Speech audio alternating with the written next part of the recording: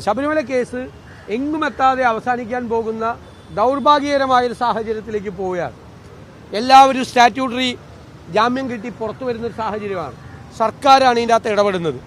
എല്ലാവരെയും സംരക്ഷിക്കാൻ വേണ്ടിയിട്ടാണ് മുഖ്യമന്ത്രിയുടെ നേതൃത്വത്തിൽ ഇടപെടുന്നത്. അതുകൊണ്ടാണ് അവർക്കെതിരായി അച്ചടക്ക നടപടികൾ പോലും അവർ സ്വീകരിക്കാതിരുന്നത്. അതിൽ നിന്ന് രക്ഷപ്പെടാൻ വേണ്ടി CPM സ്വർണം കട്ടതിന് സോണിയാഗാന്ധിയെ കുറിച്ച് പറഞ്ഞിട്ട് സ്വർണം കട്ടത് CPM നേതാക്കളാണ്. ആ CPM നേതാക്കളെ സംരക്ഷിക്കുന്നത് CPM ആണ്, മുഖ്യമന്ത്രിയാണ്, ഭരണകൂടമാണ്, CPM നേതൃത്വമാണ്. അതെല്ലാവർക്കും അറിയാം.